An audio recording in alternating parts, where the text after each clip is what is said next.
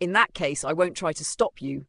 As the saying goes, all unions must conclude with separation someday, Han Li sighed. Jin Tong extended another curtsy toward Han Li, then turned to depart, but Han Li called out to stop her before tossing an intricate green jade bracelet at her. Jin Tong reflexively caught the bracelet, and Han Li explained, "There's a map of the primal land inside, as well as some spirit treasures and immortal origin stones, which should be enough to last you a while. Aside from that, there are also a few transient guild masks in there.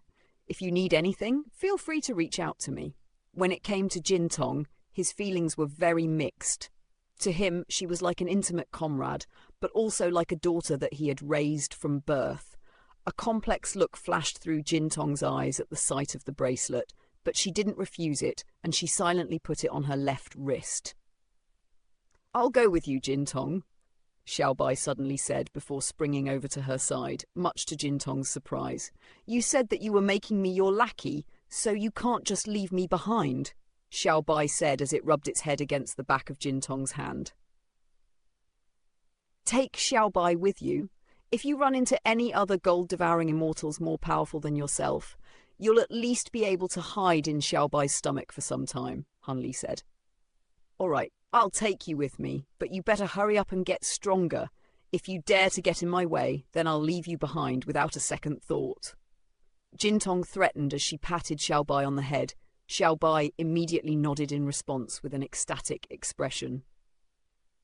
"By the way, I once read in a scripture that a gold-devouring immortal of unknown power seemed to have appeared some time ago in the Golden Origin Immortal region.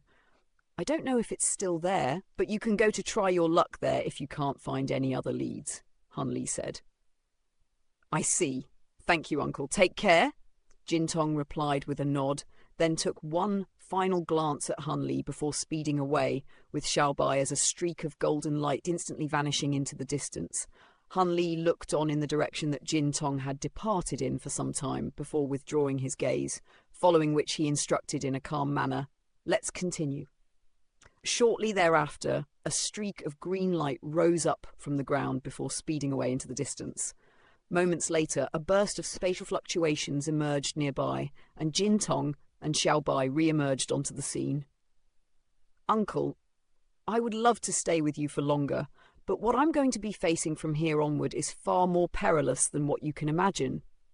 We only just barely survived this ordeal by the skin of our teeth. I really don't want to be a burden to you anymore," Jin Tong murmured to herself in a forlorn voice. "Surely there was no need to do this," Xiaobai said in a timid voice. "Even though I've only been with Master for a short time, my instincts as a primordial true spirit tell me that he's a good person. And he definitely doesn't mind having you around as a burden." "So you're saying I really am a burden to him?" Jin Tong asked as she turned to Xiaobai with a hostile expression. "No, what I meant to say is that you're so wise and powerful, you could easily explore this world on your own," Xiaobai hurriedly amended. "Even though I've managed to recover some of my memories, some things are still quite unclear to me.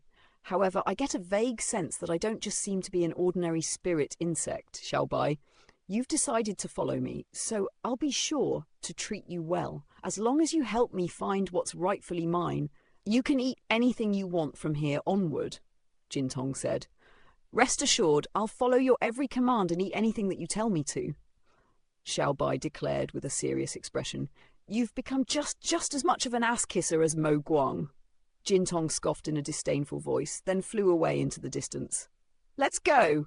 According to this map, the Golden Origin Immortal region is very far away." "Wait for me!" Xiaobai hurriedly called out as it set off in pursuit. In the northern region of the Black Mountain Immortal region, there was a peaceful valley that was filled with lush green bamboo trees, and a clear stream was flowing through the center of the valley. The bamboo forest on either bank of the creek was filled with mist, and the clear and pleasant call of an oriole could occasionally be heard.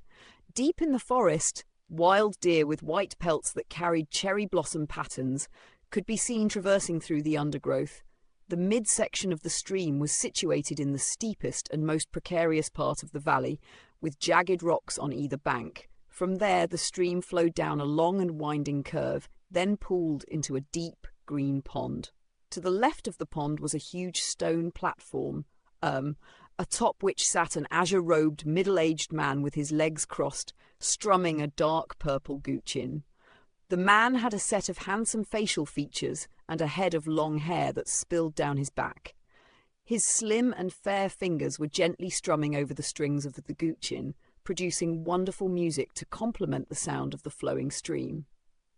Seated across from the azure-robed man was an elderly man with a head of black hair and another elderly man with a head of white hair, playing a game of Go.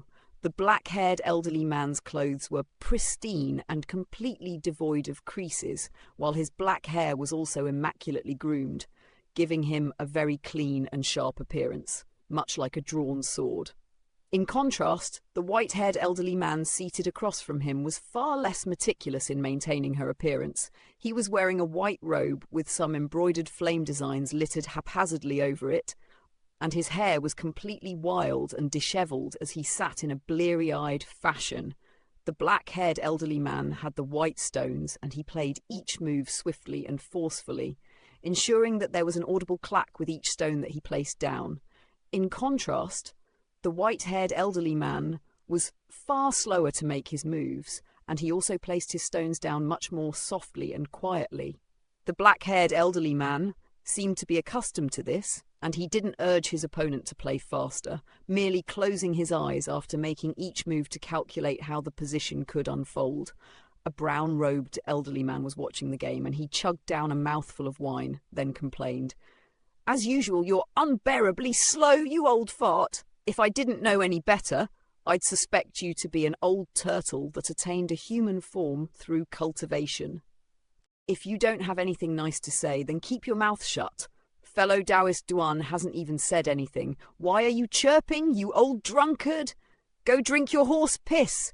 The white-haired elderly man scoffed, but it was clear that he wasn't actually enraged. "How long did that game between you and Lu Guanzi from the Sunny Valley drag on for? 30 years. In the end, you stalled for so long that he couldn't bear it anymore and resigned." Before he had a chance to finish, the white-haired elderly man loudly interjected, "That's because Lu Guanzi heard that an extremely beautiful female true immortal had come from the Rainbow Phoenix Valley, and he couldn't resist the urge to go and take a look. Otherwise, that game would have gone on for at least 20 more years. Extremely beautiful, my arse. I went to go see her as well.